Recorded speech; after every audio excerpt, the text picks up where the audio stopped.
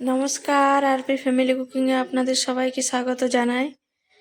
এখানে দেখুন ছানা ফাটিয়ে নিচ্ছি। এখানে আমি হাফ কিলো দুধ নিয়েছি। এই দুধটা ছানা ফাটিয়ে নেব। আমি ছানা কাটা পাউডার দিয়ে এটা ফাটাচ্ছি। আপনারা ভিনিগার বা লেবুর রস দিয়ে ছানাটা ফাটিয়ে নেবেন। আমি এখানে গরুর দুধ নিয়েছি। গরুর দুধেরই ছানা বানিয়ে নেব। এই দেখুন ছানাটা হয়ে গেছে, জল আর ছানা আলাদা হয়ে গেছে। আপনারা প্যাকেট দুধ দিয়েও এটা বানাতে পারেন, তবে প্যাকেট দুধ দিয়ে বানালে ছানাটা মাখার সময় একটু ঘি দিয়ে দেবেন। প্যাকেট দুধে অনেক সময় মাখনটা তোলা থাকে। যদি প্যাকেটের মধ্যে লেখা থাকে ফ্রেশ ক্রিম দুধ তাহলে দরকার নেই, আর যদি মাখনটা না থাকে প্যাকেটের মধ্যে তাহলে ওইটা করে নেবেন। এই দেখুন আমি ছানাটা ছেঁকে নিয়ে এখানে ঝুলিয়ে দিয়েছি। জলটা ঝরে যাবে, জলটা নিংড়ে বার করানো যাবে না, এভাবে আস্তে আস্তে ঝরতে দিতে হবে। এবার দেখুন ছানাটা মাখার জন্য আমি এখানে নিয়ে নিয়েছি হাফ চামচ মতো চিনি, একটা ছোলার দানার মতো খাবার সোডা, আর ময়দা আর ছানা। ময়দাটা এখানে 3 চামচ মতো নিয়েছি। আমি হাফ কিলো দুধের ছানা নিয়েছি, 3 চামচ ময়দা দিয়েছি এখানে। এই উপকরণগুলো সব একসাথে ভালো করে মাখিয়ে নেব।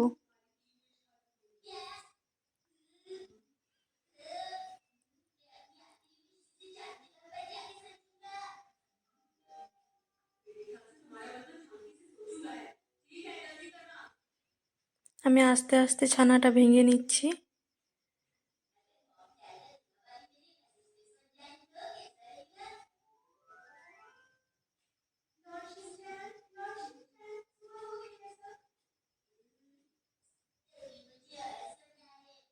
ছানাটা আমার ভাঙা হয়ে গেছে। এবার সব কিছু একসাথে মিশিয়ে দেব।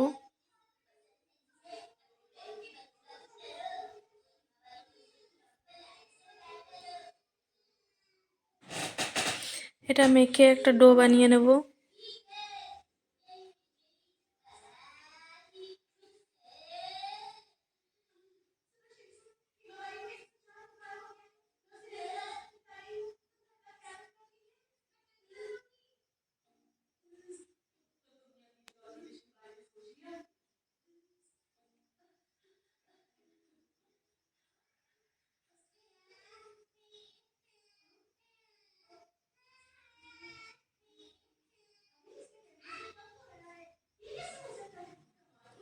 এই দেখুন আমার ডো বানানো হয়ে গেছে। আপনাদের দেখিয়ে দিচ্ছি, আপনারা কি করে বুঝবেন যে এটা হয়েছে কি হয়নি।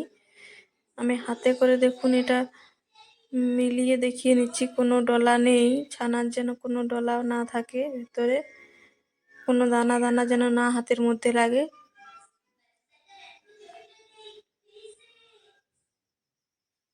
আবার আপনাদেরকে একবার কেটে দেখিয়ে দিই যে ওটার মধ্যে কোনো দানা দানা লাগছে নাকি। এই দেখুন কোনো দানা দানা লাগছে না আমার। ছানাটা ঠিক করে মাখা হয়েছে। এই দেখুন কোনো দানা নেই। ছানাটা যদি ঠিক করে মাখা হয় তাহলে কোনো দানা থাকবে না। এবার আমি মিষ্টিগুলো গড়ে নেব।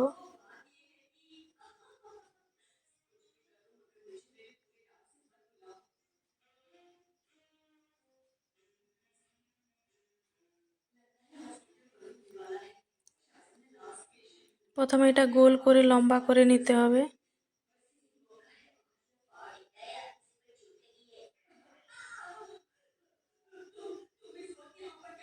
আঙ্গুলের মতো সরু করে লম্বা করে নিতে হবে।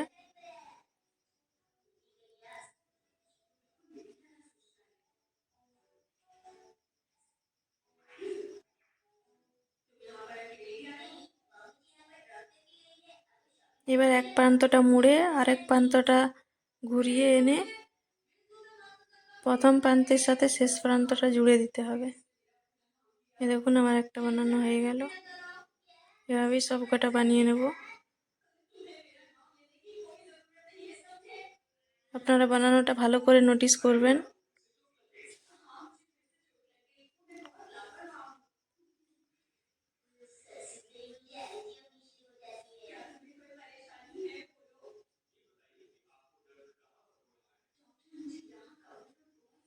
এই দেখুন আমি এক প্রান্তটা মুড়ে দিলাম, আবার ওই প্রান্তটা ঘুরিয়ে এনে প্রথম প্রান্তের সাথে শেষ প্রান্ত জুড়ে দিলাম।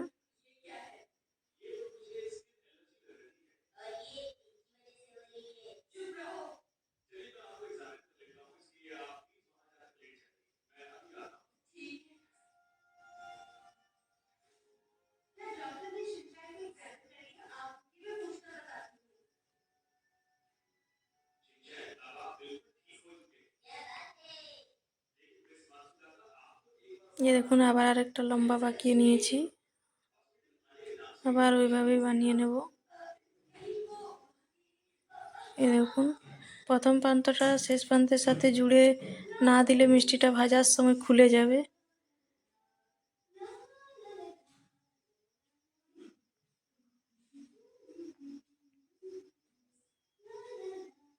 আমার হাফ কিলো দুধে 7টা মতো মিষ্টি হয়েছে।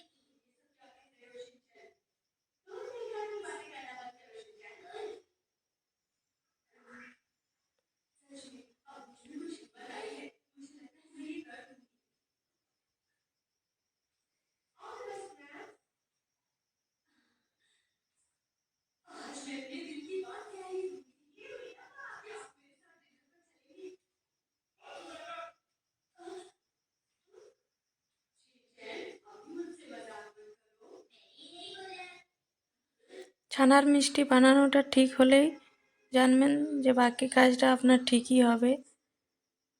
এই জিলাপির আকারটা ঠিক যদি আপনি করতে পারেন, ছানা যদি গায়ে ফেটে না যায়, বানানোর সময় যা সাইডগুলো যদি ঠিক থাকে, তাহলে দেখবেন আপনার ভাজার সময় কোনো সমস্যা হবে না, মিষ্টি বানাতেও আর কোনো সমস্যা হবে না।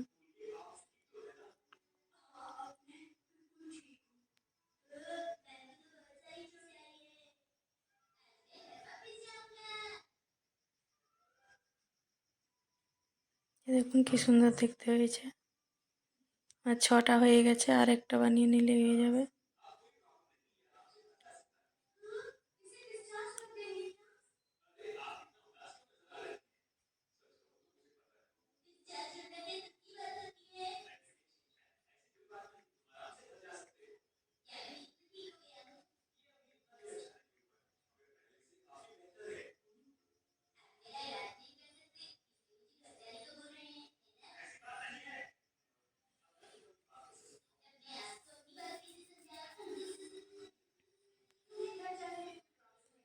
দেখুন আমার 7টা মিষ্টি হয়ে গেছে। এবার কড়াইয়ে তেল গরম করে নিয়েছি, এবার আস্তে আঁচে সবগুলো ভেজে দেব। আঁচটা একেবারে কমিয়ে দিয়েছি। এটা অনেক টাইম নিয়ে আস্তে আস্তে ভাজতে হবে, আঁচ বেশি বাড়িয়ে দিলে হবে না।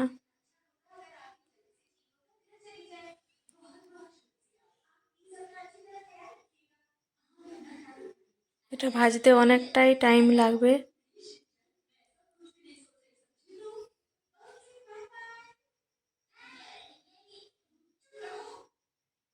আস্তে আস্তে উল্টে পাল্টে ভেজে নিতে হবে।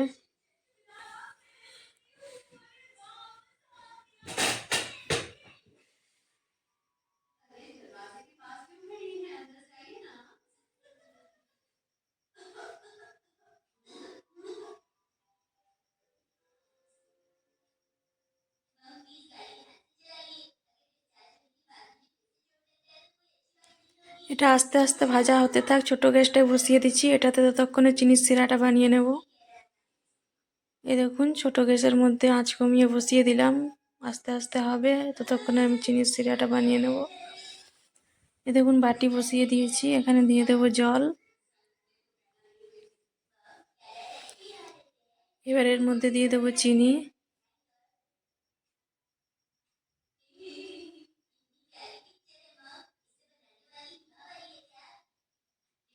এখানে 3 ভাগ চিনি 1 ভাগ জল দেবেন।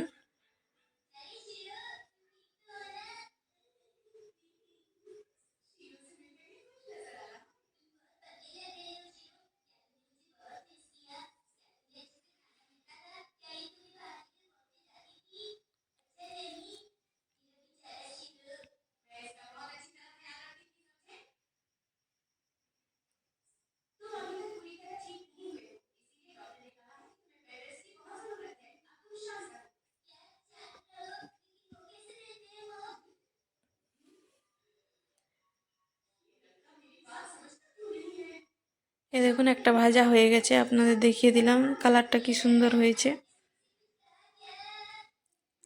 এদিকে চিনিটা গলতে শুরু করেছে।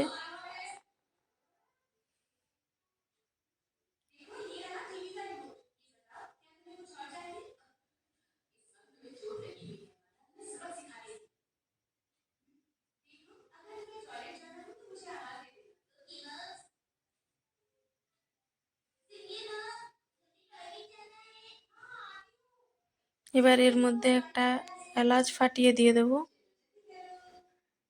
এই দেখুন একটা এলাচ ফাটিয়ে দিয়ে দিয়েছি, চিনি শিরার গন্ধটা ভালো আসবে।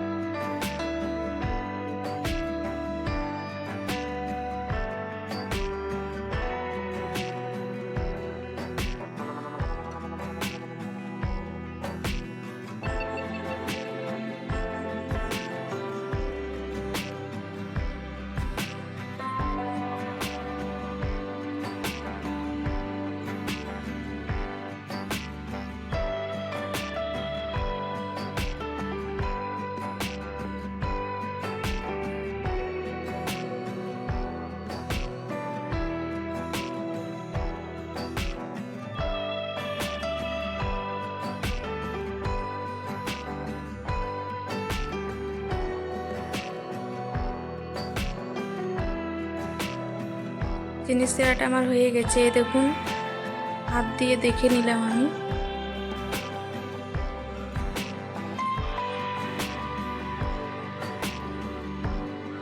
এবার চিনি শিরাটা সরিয়ে রাখলাম, এখানে কড়াইটা বসিয়ে দেবো, তাহলে আপনারা জিলাপি ভাজাটা দেখতে পাবেন।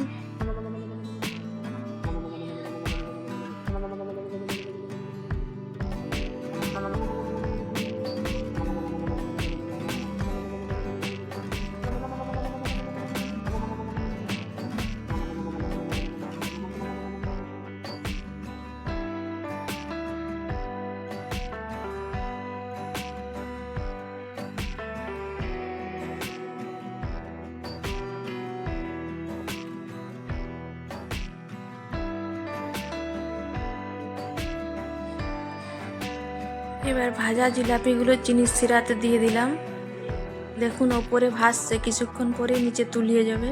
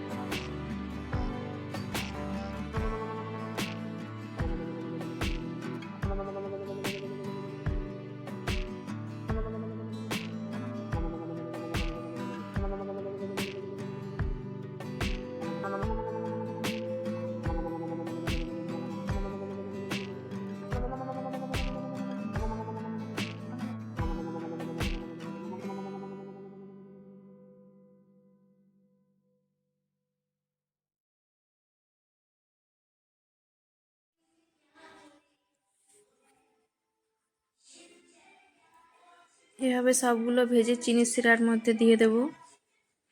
চিনির শিরাটা গরম থাকতে থাকতে দিতে হবে, ওই জন্য আমি একটাতে চিনির শিরা বানালাম আর একটাতে ভাজছিলাম। চিনির শিরাটা ঠান্ডা হয়ে গেলে চলবে না, যদি ঠান্ডা হয়ে যাও পরে আপনি গরম করে তারপরে এগুলো ছাড়বেন।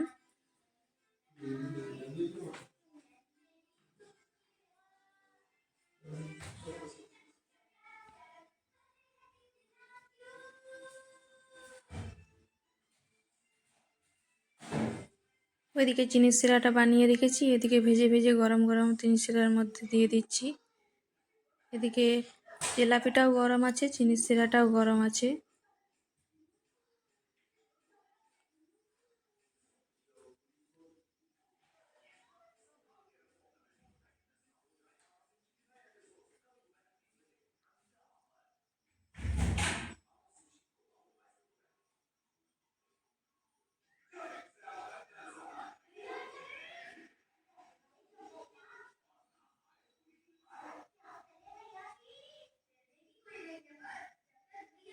এ দেখুন কালারটা কি সুন্দর এসেছে।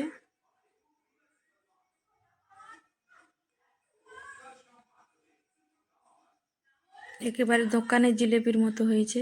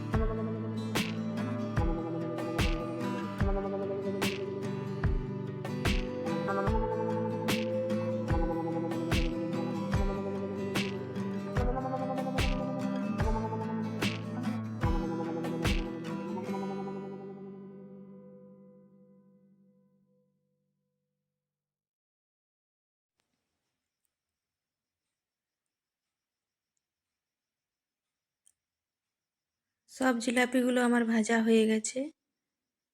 এবার আপনাদের দেখিয়ে দিই চিনির সেরাই দেওয়ার পরে মিষ্টিগুলোর চেহারা কেমন হয়েছে। এই দেখুন চকচক করছে, চিনির শিরা ডুবে ফুলে গেছে, মিষ্টিগুলো সব চকচক চকচক করছে। এই দেখুন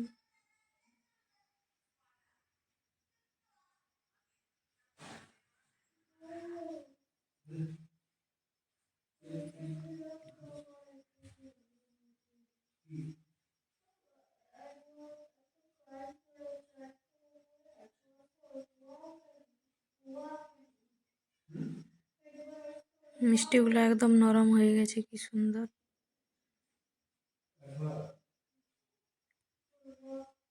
আমি চিনির শিরাটা কম নিয়েছি, কারণ বেড়ে গেলে কেউ খেতে চায় না, শুধু শুধু নষ্ট হয়, তার জন্য একদম মাপের চিনির শিরা নিয়েছি। মিষ্টিগুলো ঠিক ডুবে যাবে, চিনির শিরাটাও টেনে নেবে।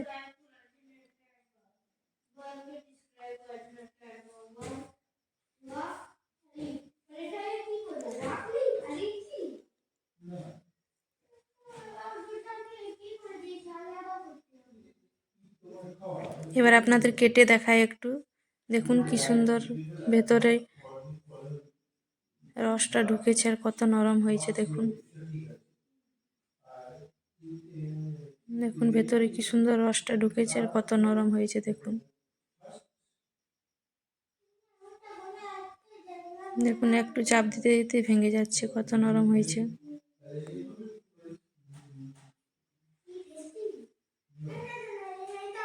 দেখুন একদম